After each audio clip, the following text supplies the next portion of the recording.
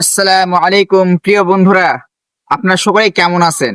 আলহামদুলিল্লাহ, আলোর দিশা পরিবারের সকলেই সুস্থ আছে, ভালো আছে। আমিও আলহামদুলিল্লাহ অনেক ভালো আছি।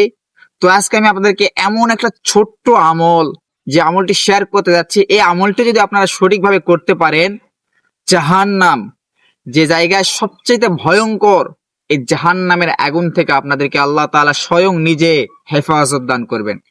তো এই আমলটি কিভাবে করবেন তার ব্যাখ্যাটা আমি আপনাদেরকে আগে দেই। এই আমলটি অবশ্যই অবশ্যই ফজর এবং মাগরিবের নামাজের পর সুন্দরভাবে 7 বার পাঠ করবেন। কি আমলটি? চলুন আমরা বিস্তারিত জেনে নেই।